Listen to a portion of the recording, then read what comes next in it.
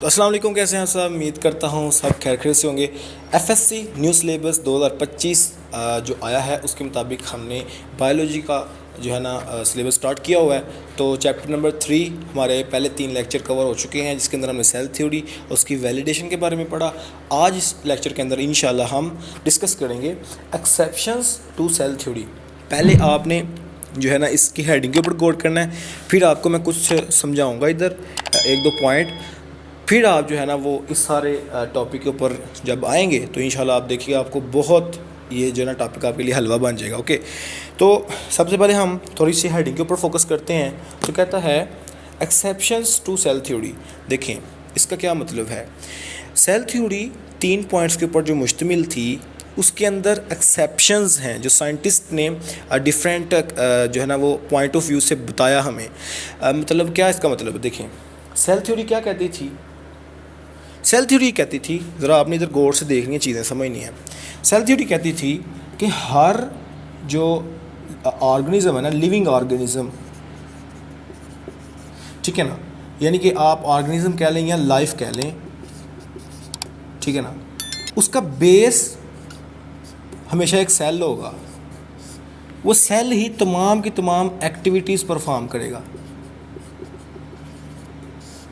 ठीक है ना। तो ये साइंटिस्ट का कंसर्न था सेल थ्योरी के अंदर। ओके, अच्छा, लेकिन ऑलवेज ऐसा ही नहीं होता पॉसिबल कि मतलब सेल ही जो है ना वो फंक्शन परफॉर्म कर रहा हो सकता है कि सेल जो है ना वो आपस में मिल के कोई फंक्शन परफॉर्म करें। मतलब इसका मतलब क्या, मतलब मिसाल के तौर पर मैं आपको बताता हूँ। फ़र्ज़ कर लें हमारे पास एक सेल है, ठीक है। सेल थ्योरी के मुताबिक, किसके मुताबिक, सेल थ्योरी के मुताबिक ये सेल अपना क्या करेगा, परफॉर्म को फंक्शन। लेकिन कुछ केसेस में ऐसा भी हो सकता है कि इस सेल को दूसरे सेल के साथ फ्यूज़ होना पड़े, मिलना पड़े, इस सेल को दूसरे के साथ फ्यूज़ होना पड़े। है ये सारे सेल्स, ठीक है ना। तो मिल के ये अपना कोई क्या परफॉर्म करें, फंक्शन परफॉर्म करें, ठीक है ना। तो मुझे फिर आप ये बताएं कि क्या ये सेल थ्योरी के मुताबिक हुआ। नहीं, सेल थ्योरी तो ये कह रही थी कि हर फंक्शन जो है ना वो सिर्फ सिंगल सेल, यानी कि हर ऑर्गेनिज्म या हर जो लाइफ है उसकी जो बेस है वो सेल है, और एक सेल जो है वो अपना फंक्शन परफॉर्म करता है, चाहे वो यूनिसेलुलर हो चाहे मल्टी सेलुलर हो। लेकिन एक्सेप्शन ये है कि सेल्स मिलके भी फंक्शन परफॉर्म कर सकते हैं, ठीक है ना। एक पॉइंट आपने ये ज़हन में रखना है, ठीक है। दूसरा जो हम चीज़ डिस्कस करेंगे, दूसरी ये कि सेल, फ़र्ज़ कर लें एक सेल है, उसके अंदर उसके क्या होते हैं, ऑर्गेनेलीज़। ये उसके क्या है, ऑर्गेनेलीज़। सेल के अंदर पाए जाने वाले जो छोटे छोटे स्ट्रक्चर होते हैं ना, वो उनको हम कहते हैं ऑर्गेनेलीज़। अब सेल थ्योरी के मुताबिक होना ये चाहिए कि जैसे ही सेल ने क्या करना है, डिवाइड करना है, यानी कि 1 से 2 में जाना है, तो ये डिवाइड कौन करवाएगा, सेल का न्यूक्लियस। सेल का ये जो सेंटर में न्यूक्लियस है, वो उसके अंदर हदायत मौजूद होती हैं कि उस हदायत के मुताबिक ये सेल जो है 1 से किस में जाएगा, 2 में, ठीक है ना, ये बात। लेकिन होता असल में क्या है, अच्छा ये तो फॉलो हो गया ना, एक सेल 2 में चला गया एक न्यूक्लियस की इंफॉर्मेशन के मुताबिक। लेकिन असल में ना आपने एक और चीज़ समझनी है। सेल के अंदर जो पाए जाने वाले ऑर्गेनेलीज़ हैं ना, कुछ ऑर्गेनेलीज़ वो कौन कौन से हैं, उसमें आता है माइटोकॉन्ड्रिया। आपको पिक्चर नज़र आ रही होगी माइटोकॉन्ड्रिया की, तो ये सेल के अंदर माइटोकॉन्ड्रिया पाया जाता है, ठीक है। इसी तरह क्लोरोप्लास्ट जो कि प्लांट सेल के अंदर पाया जाता है। तो ये क्लोरोप्लास्ट और ये जो माइटोकॉन्ड्रिया हैं, यानी कि अगर हम फ़र्ज़ कर लें ये एक माइटोकॉन्ड्रिया, ये क्लोरोप्लास्ट है। अब ये माइटोकॉन्ड्रिया ने जब डिवाइड करना है ना, तो ये माइटोकॉन्ड्रिया न्यूक्लियस की इंफॉर्मेशन यूज़ नहीं करता, बल्कि इस माइटोकॉन्ड्रिया के पास अपना डीएनए होता है। सिमिलरली ये क्लोरोप्लास्ट है, इसके पास भी अपना डीएनए होगा। इस डीएनए की इंफॉर्मेशन को यूज़ करेंगे, ये क्लोरोप्लास्ट है, ये माइटोकॉन्ड्रिया है, तो इस डीएनए की इंफॉर्मेशन को यूज़ करके ये माइटोकॉन्ड्रिया 2 में डिवाइड हो जाएगा। ये जो क्लोरोप्लास्ट ये भी किस में डिवाइड हो जाएगा, 2 में। यानी कि इन्होंने अपने सेल की जो आपने सेल का ये डीएनए था, इसकी इन्फॉर्मेशन यूज़ नहीं की, बल्कि अपनी इनके पास क्या है इन्फॉर्मेशन। डीएनए इन्फॉर्मेशन को आप यानी कि आसान वर्डिंग में अगर आप समझे ना तो डीएनए को इन्फॉर्मेशन कहते हैं, यानी कि सेल ने किस तरह डिवाइड होना है, सेल के जो ऑर्गेनेल्स हैं उन्होंने कैसे डिवाइड होना है, सारी इन्फॉर्मेशन इसके अंदर होती है डीएनए के अंदर।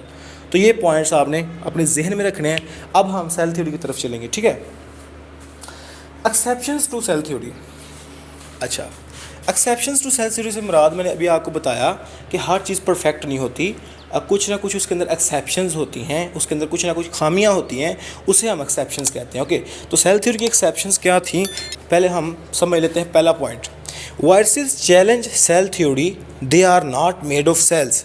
अब देखें, वायरस जो होता है ना, जैसे 2019 के अंदर कोरोना वायरस आया था, अब ये वायरस जो होता है ना, वायरस सेल नहीं होता, ठीक है ना, लेकिन फिर भी ये कोई ना कोई फंक्शन परफॉर्म कर रहा होता है। सेल थ्योरी तो ये कहती है ना कि फंक्शन परफॉर्म करने के लिए सेल का होना ज़रूरी है, लेकिन वायरस जो होते हैं ये सेल भी नहीं है, लेकिन फिर भी अपने फंक्शन परफॉर्म करी जा रहे हैं। समझ आ रही ना बात की? तो ये इसके अंदर गलती है, यानी कि एक्सेप्शन है, ठीक है ना, कुछ जो है ना वो चीज़ें गलत हैं सेल थ्योरी की। वो वायरसेस चैलेंज सेल थ्योरी के वायरसेस जो होते हैं वो सेल थ्योरी को चैलेंज करते हैं। They are not made of cells, ये सेल के नहीं बने होते, ये ए सेलुलर हैं। Can not carry out life process independently. अच्छा, अब ये क्या होता है, वायरसेस जो होते हैं ये अपने लाइफ प्रोसेस को इंडिपेंडेंटली कैरी नहीं कर सकते, यानी कि मतलब इन्होंने अपना कोई फंक्शन परफॉर्म करना है ना, तो इनको किसी होस्ट की ज़रूरत होती है। उसका क्या मतलब है, रिक्वायर होस्ट सेल। इसका क्या मतलब है, मैं आपको भी समझाता हूँ। कोरोना वायरस है ना, कोरोना वायरस, अब ये कोरोना वायरस अपना फंक्शन उसी वक्त परफॉर्म करेगा जब ये किसी इंसान के अंदर दाखिल होगा। फिर उसको जो है ना, जिस इंसान के अंदर दाखिल होगा ना, उसको हम कहेंगे ये उसका होस्ट है, और जिस इंसान के सेल के ऊपर ये अपना फंक्शन परफॉर्म करेगा उसको हम कहेंगे होस्ट सेल के ऊपर इसने अपना क्या किया है, कोई फंक्शन परफॉर्म किया है। यानी कि can not carry out life process independently, ये खुद ब खुद अपने ज़िंदगी के जो अपनी लाइफ के जो इन्होंने फंक्शन परफॉर्म करने होते हैं ये खुद ब खुद नहीं परफॉर्म कर सकते, बल्कि इनको किसी जो है ना होस्ट सेल की ज़रूरत होती है अपना फंक्शन परफॉर्म करने के लिए। मिसाल के तौर पर अगर इन्होंने, मतलब आप ये समझ लें कि इन्होंने ज़िंदा रहना है, इन्होंने कोई रिएक्शंस करवाने हैं, इन्होंने कुछ भी करवाना है अपनी जो है ना वो सर्वाइवल के लिए या कुछ भी, ठीक है ना, इनको अपनी जो लाइफ प्रोसेसेस को आगे कंटिन्यू करने के लिए कुछ भी जिन्होंने करवाना है, ठीक है ना, तो उस काम के लिए, उसको करवाने के लिए उनको क्या ज़रूरत होती है, होस्ट सेल की ज़रूरत होती है। तो ठीक है, समझ आ गई बात की। प्रायोन्स और वायरोइड्स सेल्स नहीं है, ठीक है ना, ये प्रोटीन से मिलके बना है, वायरोइड्स डीएनए या आरएनए से मिलके बना हुआ है।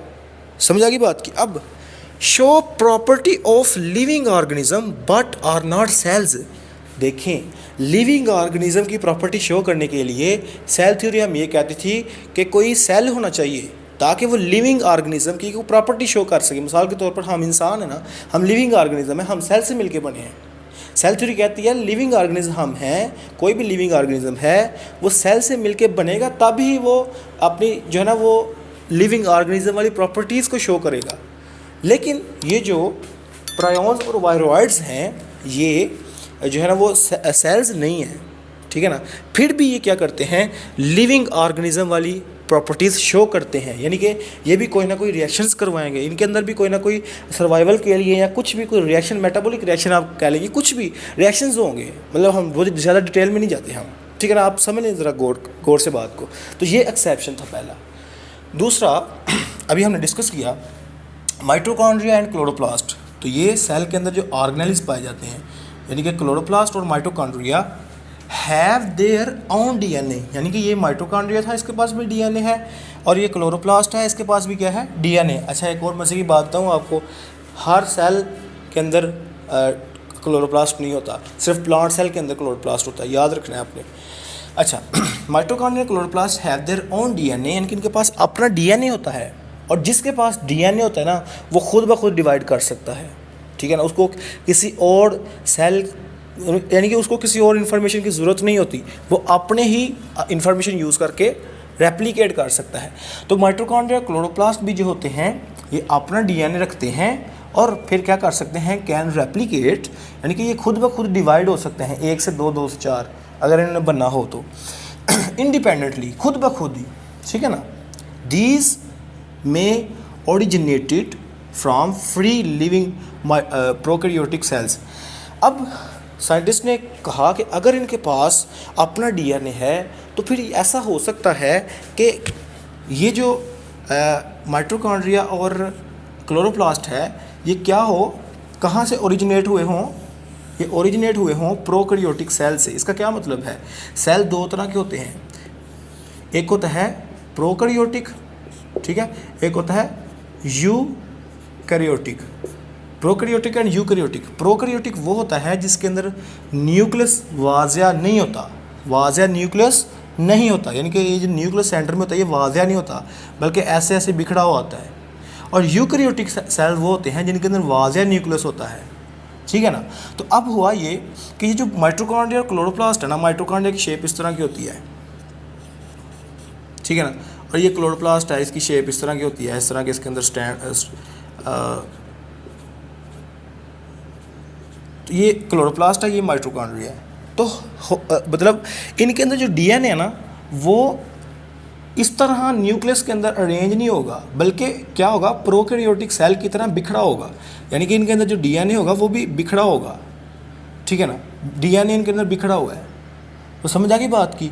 तो ये फिर हो सकता है, साइंटिस्ट ने कहा हो सकता है कि ये जो माइटोकॉन्ड्रिया क्लोरोप्लास्ट हैं ये ओरिजिनेट हुए हों कहाँ से, प्रोकैरियोटिक सेल से, फ्री लिविंग प्रोकैरियोटिक सेल से, ठीक है ना। जिस तरह प्रोकैरियोटिक सेल्स के अंदर जो है ना वो डीएनए बिखरा होता है। तो समझ आ गई बात की। उसके बाद सम ऑर्गेनिज्म जिस तरह फंजाई है, एलजी है, तो आपको पिक्चर नज़र आ रही होगी, ये फंजाई होते हैं, ये एलजी होते हैं, have structure where multiple nuclei coexist within shared cytoplasmic mass. कहता है फंजाई और एलजी जो होते हैं इनके अंदर कुछ खास स्ट्रक्चर्स पाए जाते हैं, वेयर मल्टीपल न्यूक्लियाई कोएग्जिस्ट। मतलब इसका क्या मतलब है, सेल थ्योरी ये कहती थी हर एक कोई सेल है उसके अंदर एक ही न्यूक्लियस है और इसने अपने काम परफॉर्म करने हैं, अपने फंक्शन परफॉर्म करने हैं। लेकिन फंजाई और एलजी एक ऐसे ऑर्गेनिजम्स हैं, ऐसे ऑर्गेनिज्म हैं जिनके अंदर कुछ इस तरह के स्ट्रक्चर्स होते हैं, यानी कि फ़र्ज़ कर लें ये फंजाई, मैं आपको फंजाई फ़र्ज़ कर लें बना रहा हूँ, फंजाई है, आपने बस समझना गौर से, ठीक है ना। अब फंजाई के अंदर कुछ इस तरह के स्ट्रक्चर्स हैं, फ़र्ज़ कर लें इसका कुछ स्ट्रक्चर है जहाँ पर वेयर मल्टीपल न्यूक्लियाई कोएग्जिस्ट, यानी कि एक से ज़्यादा न्यूक्लियाई भी पाए जाते हैं। यानी कि सेल थ्योरी कहती थी एक ही सेल है तो उसके अंदर एक ही न्यूक्लियस, ठीक है ना। लेकिन फंजाई और एलजी के अंदर जो स्ट्रक्चर्स पाए जाते हैं वहाँ मल्टीपल न्यूक्लियाई कोएग्जिस्ट, को का मतलब होता है साथ पाए जाना, एक साथ। तो एक साथ एक स्ट्रक्चर के अंदर एक से ज़्यादा न्यूक्लियस पाए जाते हैं, लेकिन सेल थ्योरी कहती थी एक ही न्यूक्लियस पाया जाएगा। तो समझा की बात की। तो ये देखें इधर भी सेल थ्योरी गलत हो गई है। विद इन शेयर्ड साइटोप्लाज्मिक मास, मतलब कि इसका ये जो न्यूक्लियस के बाहर जो ये हिस्सा होता है ना, ये वाला, इसको हम कहते हैं साइटोप्लाज्म। क्या कहते हैं, साइटोप्लाज्म। तो इधर क्या हुआ कि साइटोप्लाज्म सारे न्यूक्लियस ने आपस में, ये वाला जो बाहर वाला हिस्सा मैंने आपको बताया न्यूक्लियस, ये भी न्यूक्लियस है, ये भी न्यूक्लियस है। तो न्यूक्लियस के बाहर वाला हिस्सा क्या होता है, साइटोप्लाज्म। तो अब ये भी न्यूक्लियस है, ये भी न्यूक्लियस है, ये एक सेल का जो मैंने बताया सेल थ्योरी के मुताबिक, ये वो है जो एलजी या फंजाई का है। तो अब गौर से देखिए ना, इधर एक ही न्यूक्लियस है और उसके गिर्द साइटोप्लाज्म है, इधर ज़्यादा न्यूक्लियस है उसके गिर्द भी क्या है, साइटोप्लाज्म। ये जो खाली जगह ये सारी क्या है, साइटोप्लाज्म। तो इसका मतलब क्या हुआ कि जो कोएग्जिस्ट, यानी कि जो एक साथ पाए जाने वाले न्यूक्लियस हैं उन्होंने अपना साइटोप्लाज्म क्या किया हुआ है, शेयर किया हुआ है।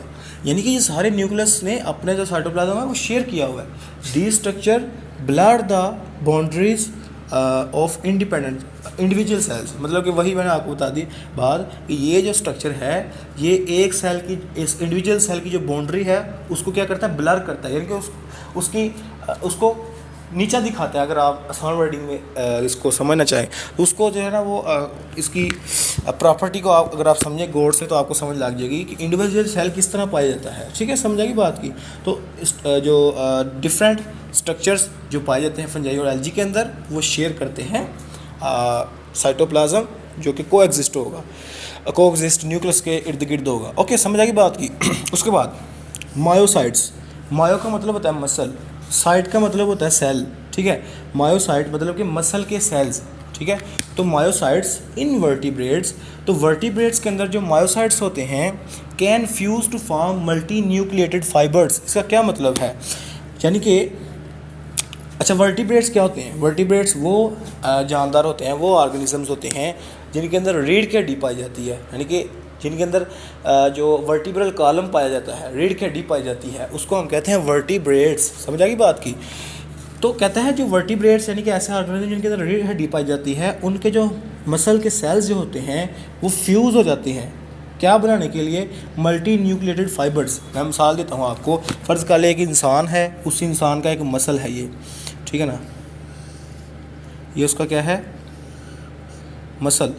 अब ये जो मसल है ना, इसको अगर हम थोड़ा सा जूम करके देखें ना, तो इसके जो सेल्स होंगे ना, फ़र्ज़ कर लीजिए इसका एक सेल है, इसका एक ये सेल है, ये सेल है एक, इसका एक ये सेल है, सेल, ये सारे क्या हैं? सेल।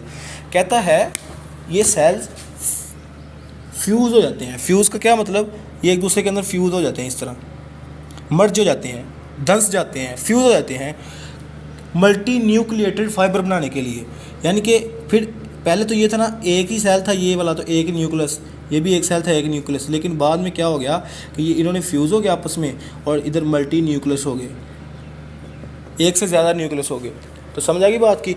वही बात कि एक सेल एक न्यूक्लियस रखता होगा सेल थ्योरी के मुताबिक, लेकिन इधर क्या हुआ, बहुत से सेल्स मायोसाइट्स जो वर्टिब्रेट्स के अंदर हैं वो फ्यूज़ हो गए, और फ्यूज़ हो के उन्होंने मल्टी न्यूक्लियस बना दिए, मल्टी न्यूक्लिएटेड फाइबर बना दिए।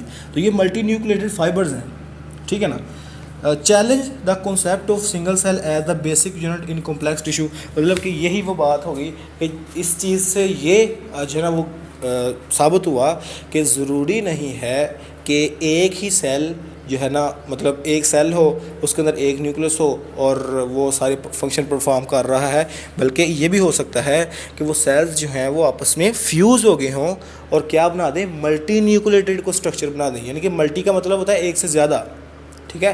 तो एक से ज़्यादा न्यूक्लियस वाला को स्ट्रक्चर हो और वो फंक्शन परफॉर्म करे अपने। तो ये सारे का सारा जो था ना वो थी एक्सेप्शंस ऑफ सेल थ्योरी। तो उम्मीद करता हूँ आपको समझ आ गई होगी। लाइट गई हुई है, गर्मी के अंदर आपके लिए वीडियो बनाई है, तो वीडियो पसंद आई हो तो वीडियो को प्लीज़ कीजिएगा लाइक, चैनल को कीजिएगा subscribe. Stay connected with me and अल्लाह हाफिज़।